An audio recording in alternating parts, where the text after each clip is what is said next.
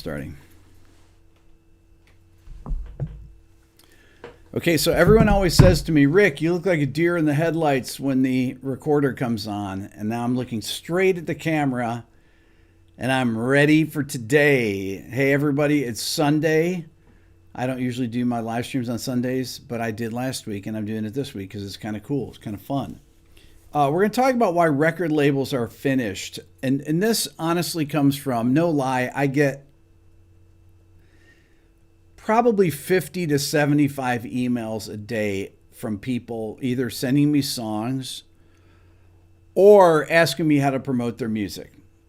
Not only that, which is cool. I mean, it's great. I mean, I don't have time to listen to them. I wish I did. But I really wish I did. It's difficult. I mean, occasionally I will listen to something, but and then I have friends that are putting out records all the time, and then they call me about how they should promote it. And I was talking to a buddy of mine last night. Oh, by the way, let me do my discount code before I get into this. I'm extending I'm going to redo the sale from last week. 65% off my Beato book, RB250, 45% off the ear training, 45% off my quick lessons guitar course. So I have a guitar course. And to help people, follow me on Rick Beato 2, my new YouTube channel. I just posted a video today, but I'm posting videos like every day on there. And it's different kind of content, more music-y content, more, I don't want to say obscure, but some of it's obscure, but some of it's, I did a thing on a Thomas Newman film score that nobody watched. And I think I know why, because it actually has notation in it at the beginning. But it's a great thing. I recreated the opening scene to Shawshank Redemption. But anyways, just listen to it and watch when the Byron, the Hadley, who's the really evil guard, listen to what Thomas Newman does with the music when he appears and he goes like this. From the bus. You can see him through the bus window. Listen to how Thomas Newman changes the music to this very dark sounds. It's beautiful. Just look at the when people are running across the prison scene. Anyway, so I'm talking about this, but you should check out the video. It's an interesting video, and not many people watched it. I don't know if they know Shawshank Redemption, one of my favorite movies. Okay, so one of my buddies called me last night. And was telling me about how he has this record coming out and it's an instrumental record and is the guy that funded it on his label was going to go and try and get him signed to a major and all this kind of stuff. And they were going to print up CDs and everything. I said, CDs? What are CDs? I was like, CDs haven't come on, honestly, on a piece of gear in I don't know. When's the last time CDs were on computers? Probably 10 years ago. I don't know. I don't have a CD player. I mean, I do, but it's hooked up to my stereo down in the drum room. I never use it. I mean, people stream, right? Or they watch YouTube. They listen to music on here. That's pretty much how people get their music, okay? So this whole idea of how do I promote my music? I'm going to get a record deal. I was like, record labels are... There's no point in a record label when you can promote yourself, right? It goes the same in the publishing industry. I mean, think about this, right? So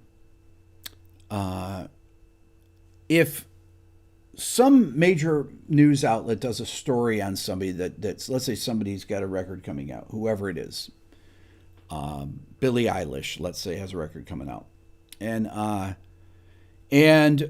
she goes to X thing and they do a story, a TV thing. And it's basically just a one-day thing on that particular outlet. Now, she'll get all these different outlets because she's a huge star.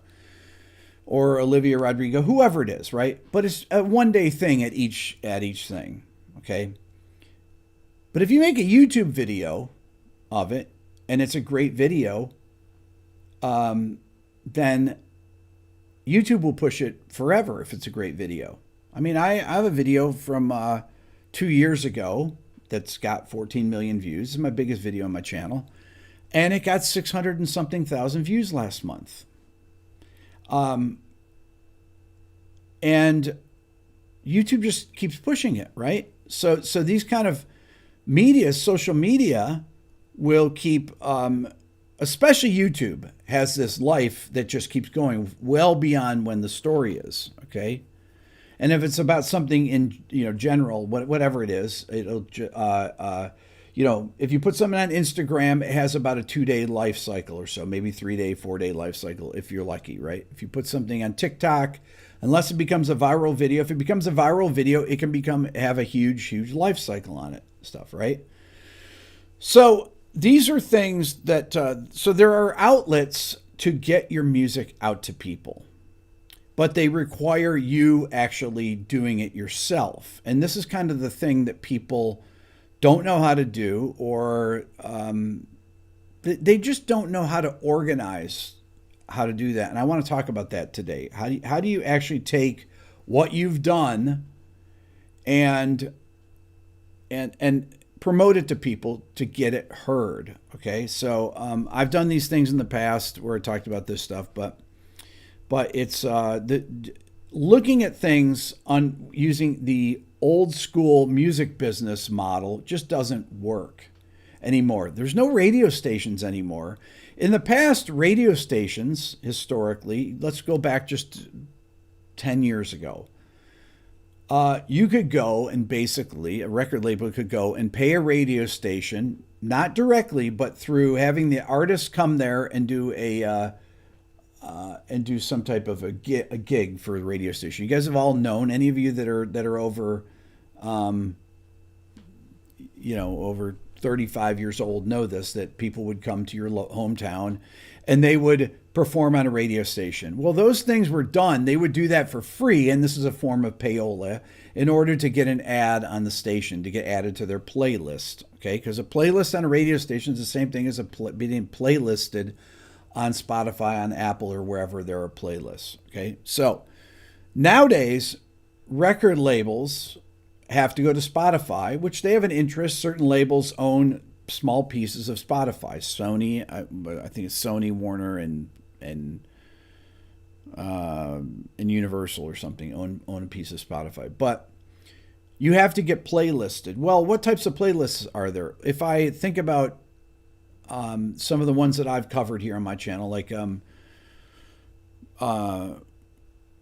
the pop charts, certain will have a particular person, or Rock This has a particular person, Allison Hagendorf, that she programs the rock chart, Rock This. Okay, so to get on that, she's the person that decides on that. I'm sure that she has a team of people that help her with that, but they are the gatekeepers to getting on there. And if you just if you go down the Spotify list, like when I do my top 10 countdowns, every single person on those lists is on a major label. They just are. So you're like, okay, to get on Spotify or Apple Music, not always, but to get on those big playlists, you have to be on a major label. To get on playlists, to get on Spotify, you don't have to be on a major label or Apple. You don't. Or Tidal, or wherever you want to go. To get on SoundCloud, to get on Bandcamp, don't need a major label. So what does the major label help you do? Well, they help you get in front of big groups of people. But there are playlists that are run by regular people that have started playlists that have huge playlists. There are YouTube channels that have lots of subscribers that could theoretically get music out there. Now, most YouTubers that are writers, right, that write pop music or their own kind of music or rock music or whatever, it's hard to promote your own music on your own channel, depending on whether your channel was built around that. My channel was built on teaching. So if I were to come out and say, hey, I've got a record coming out and everything, most people are probably not going to be that interested in it. And I'm not offended by that or anything. People that come to my channel come to learn things, because that's how it built. But there are certain people there that have gotten signed. Justin Bieber started on YouTube. Tate McRae, who's a big pop star, she got started on YouTube. She had a couple million followers before she got signed to, what's she on? RCA Records. And she had a #1 song 6 months ago that has 700 million streams. So she started by posting things on her YouTube channel and became big. Justin Bieber got discovered through YouTube. Happens all the time. TikTok, that is the main driver of getting discovered. Okay, this is if you want to get discovered by a major. But you can also just go out and make content that is around your own music and your own experiences as a artist. Okay. And if you are really creative with this stuff, you can develop an audience. You can develop an audience that will go out and see you perform. Because really the performance, yes, you can make money from getting streams, but you have to get a lot of streams to make money. And typically the way the money is divided is that people that get, obviously the people that get the most streams get the bulk of the money. This is the way it's always been. You know, when I had a #1 country song 7 years ago, 2013, 8 years ago now, 8 years ago, a #1 song at the time, on the country charts, the top 5 songs would all make the same amount of money basically, and on the pop charts is probably the same with streaming. It's pretty equal. Obviously, the more streams you get, the more money you make. But if you're just make your own record with your own your own music as a solo artist, as a band, whatever. You're an EDM artist, you're a pop artist, you're an R&B artist, you're a hip hop artist, you're a rock artist, doesn't matter. Okay? The same things are out there available and free. TikTok is free. Instagram's free. YouTube is free. Bandcamp is free. SoundCloud is free. Okay? Some of these things will promote you for free. Actually, they all do. Right? TikTok. And let's talk about Instagram. How do you get promoted on Instagram? By hashtags. That's how people discover your things. When I post something on Instagram, I put hashtags related to what I'm playing. If I'm playing a post on arpeggios, I put hashtag arpeggios, you know. If it's, I do these little quick lessons. And if you don't follow me on Instagram, don't worry about it. It's Rick Beato 1, but I'm going to start posting my shorts. Some of my Instagram posts on here is shorts and everything. So the hashtags will promote you, but they only promote you for a few days on Instagram. So the life of an Instagram post is at the most a week. I'm not sure what the life of a TikTok post is, but even if it's a viral post, it's probably a couple weeks or so. The life of a YouTube video is far longer. Far longer. Like I said, I have videos that are still getting 600,000 views a month. They're demonetized because all my top 20 countdown videos are all demonetized. I looked actually today. It was like my top 20 acoustic guitar one has 6 demonetizations on it. That just means 6 people are splitting the money of the record. But of the video. But if it's your own personal music that you're trying to promote, and there are people that are interested, and you've developed a community of people through developing alliances with like-minded people. And I'm going to give you a great example. The prog metal community is a fantastic community that I'm a big supporter of. Okay. The first person I did a video with was Misha Mansour from Periphery. And Periphery has been around for a long time. I mean, there's other prog metal people, like there are bands like Dream Theater. Honestly, I did videos with John Petrucci and with Jordan Rudess on my channel, first year of my channel. So the first people I did were from Dream Theater. But as far as the young people, Tosin Abasi, Adam Moses Leaders. Tosin's one of my really close friends, right? So Tosin is brilliant, not only as a guitarist, but as a guitar builder, okay? I've had Aaron Marshall from Intervals on my channel. I've had Pliny on my channel. I had Tim Henson from Polyphia and And I've done What Makes a Song Greats on these things. But these people are all tight with each other. Okay? These people are all tight. They have a scene. They help promote each other. I see Tosin will post people on his own Instagram page promoting other musicians from the scene. And a lot of them do that. And they do things together all the time. That's a very, very healthy scene. And there are scenes out there like that that you can become a part of. Okay? And that whole infrastructure of people that are doing similar music to you, there's a whole touring infrastructure of bands that go together and go out and tour and do that, right? And this is just one genre of music, progressive metal, right? But it's a big community, and all the people are friends with each other, and it's great. And I'm a huge, huge supporter of it. I love the music, and I love supporting the people that do this, including the companies like Neural DSP or Dark Glass that make signature plugins for the guys that from Pliny's plugin to Tosin's plugin to Nolly Get Good's plugin to who else has plugins, Billy?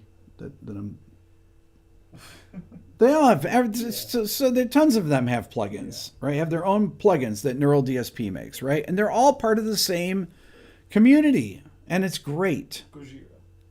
Gojira has their own plugin, right? Yeah. All part of the same community. And they promote themselves. They don't need a record label to do that. Yeah, some of them were on record labels, but they honestly don't need record labels. They can just put this stuff out on their own. Okay, so discount code for today's live stream. Once again, I just want to mention it here before I forget, because I go on these long things. This is what helps support my channel, by people that, either getting things that will improve them as musicians. How do you get a great ear? By doing ear training, which I still do every single day. Okay, my Beato ear training course, it tests you on intervals. It teaches you how to hear intervals, how to hear triads, how to hear seventh chords, how to hear altered seventh chords, how to hear basic chord progressions, how to hear secondary dominants, how to hear chromatic median chords, how to hear chromatic melodies, all these kind of things. How to hear modal chords, how to hear modal chord voicings, and goes on and on and on and on, right? That's why you would buy my ear training course. 45% off, RB250.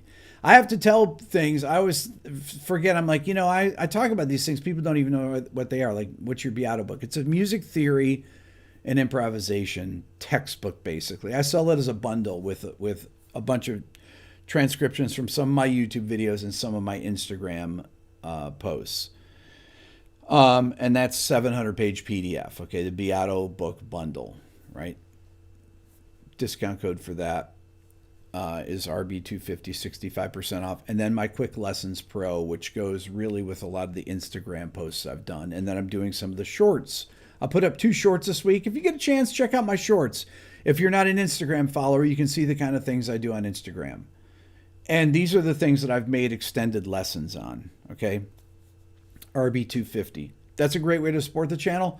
Or I'll put a donation link in here, and you can donate if you're not a musician and you like to do this stuff, or want to support the channel somehow, or become a member of the Beato Club. So those are the ways that I support my channel, because I'm not an artist that makes records, okay? And I don't tour. At least not yet. No touring yet. But what the big takeaway from this is to forget about. I know there's the allure of being on a major label. I know that that's a thing that people still talk about. I have no idea why they talk about that. It's like, I looked up a couple things. Rolling Stone magazine, right, had, where is this thing? 800,000 subscribers on their YouTube channel. And I think that I might be wrong about this. I want to say that their subscriber base, people that are paying members, are 600 and something thousand. And I can think of, 10 music channels more than that off the top of my head that have more followers than that. Not saying that Rolling Stone is not a viable thing, but the fact of the matter is that there are YouTubers that have figured out how to get more followers than than Rolling Stone magazine's figured out how to get people to read their articles on music, right? And part of the reason is that they have developed a connection between the people that that make these videos. I watched 2 live streams today. Tim Pierce, my dear friend who's been on my channel many times. I watched Tim's live stream just before this. And Tim is amazing. Tim is absolutely incredible. I love Tim's channel. I watch all his videos. I think did Rhett do a live stream earlier today? I think Rhett did a live stream. I support all my people that are my friends that are music YouTubers. Mary Spender. Mary's been putting out a video every single day. I was talking to her the other day. She's in Spain now, and I love Mary's channel. Mary is so good at just getting on and talking, and she makes great videos, and she's a very dear friend, and she's been posting every day over the past week or so, and on her music YouTube channel. But she's a person that's a songwriter, and this is actually a great template for how to get your songs out there, because Mary makes videos about other things. Like, she'll do a thing on guitar reviews, right? But then she'll talk about her life, and she talks about her music. And then she did a video with John Mayer. She did this great video about how she heard some things from Instagram. John Mayer doing his one of his songs, and she did what she thought the song would be. I'm sure most of you have seen Mary's video on that. And then John Mayer reached out to her, and she debuted his song on her channel. But she routinely puts her own music on her channel, and Mary's got 500,000 followers. She gets millions of views on her channel, and there's your demonstration of it right there. She figured it out, and to me that is kind of, and I can think of a number of channels like that, of people that have developed followings on YouTube, on Instagram, and they put their music out there. Happens all the time. Instrumental guitar players, all different kinds of things. Bass players, drummers, you name it. I know Guthrie Govan. Well, I don't know him personally, but because he put out videos on the Jam Track Central JTC thing, oh my God, 14 years ago, I saw his videos on YouTube. That's the first time I heard of him. My brother John sent me them.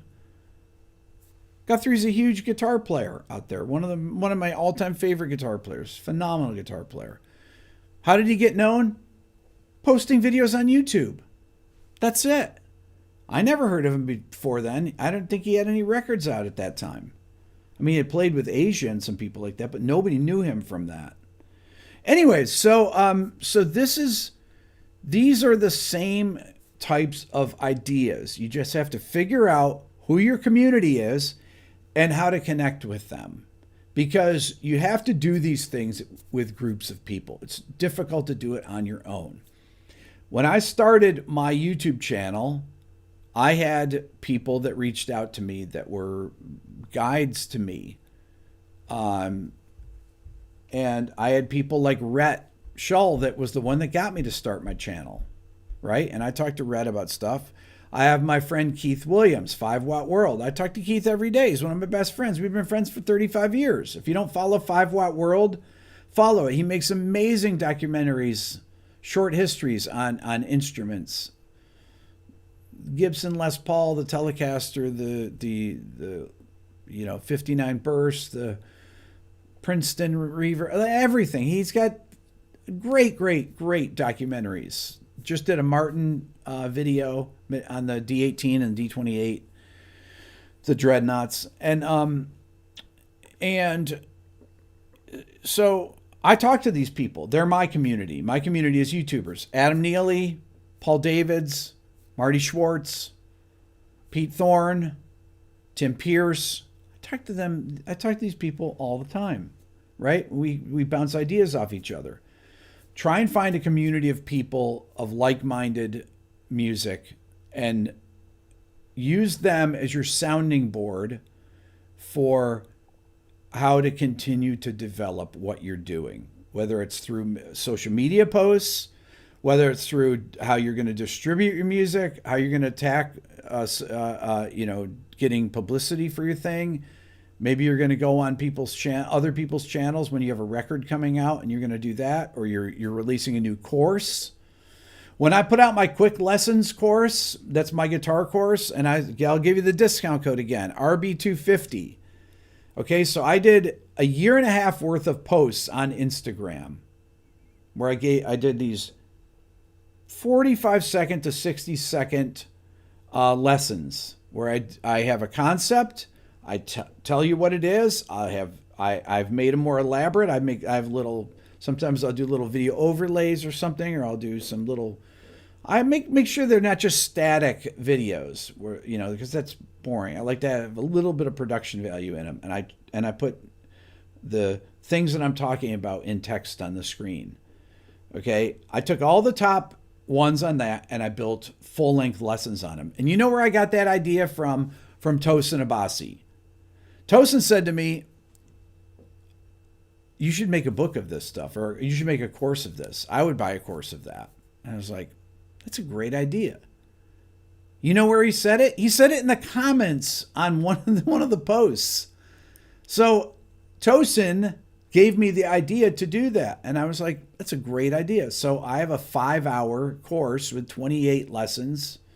I've got a couple new ones I'm working on that are my Quick Lessons Pro guitar course that are based on my Instagram posts that got, hundreds of thousands of views, millions of views, really, over the course of them, right? So I took 28 of the top posts and I made full-length lessons on them. And that's what that is. But that idea came from somebody in my community, right? Tosin, one of my really good friends that gave me the idea of making a course on that, because it didn't occur to me. I was just putting the things up there just to be like putting out ideas for people on improvising, right? So that's what I do.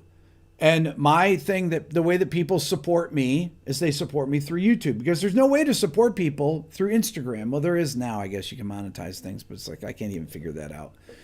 But on here, I sell my 3 things now: my Beato book, my ear training course, and my quick lessons. And then, like I said, if you don't play music and you want to support the channel, make a donation, or you can become a member of the Beato Club, which would be a monthly thing. And there's things that you get at the different tiers of that. That's basically Patreon. Okay, so anyways, this is exactly what I'm talking about. And I put it into practice every day. I talk to all my YouTuber friends all the time. We talk to each other. If we have, hey, I put out this video. Oh man, my title's really bad. It sucks on it. I'll call up, I'll call up a couple of my friends. What do you think about this? I remember when I was talking to Adam Neely one time. I said, Adam, hey, I did this really interesting 45-minute thing with Tim Pierce, and I cannot come up with a title for it, but it's really great. Tim talks about the history of studio guitar work from the 70s, 80s and stuff. It's fascinating. And he said, takes a line out of something, take something interesting that Tim said. And Tim told this story 11 minutes into it about doing one session with Adele, and she says, and he turned on the wah-wah pedal. She's like, I really don't like wah-wah pedals. And Tim's like, oh. And it was a hilarious story. And Tim turned it off. I said, what did you do? He says, I turned it off. And so I thought of that, and that video's got 1 million views. A 45-minute interview with Tim, right? Or discussion with Tim. So there you go. Case in point. Adam, so many of my YouTuber friends call me for advice on thumbnails, titles. We all call each other. It's a great, great music community here. So find a community and use your community to help you brainstorm ideas for promoting your own music or promoting your own YouTube channels even. Same thing. Okay? All right. that's my spiel for today. Because this is something that I get asked literally every day. This is how you do it. Thank you so much for watching. RB250 discount code. We'll see you guys later. Have a great rest of your weekend. Bye.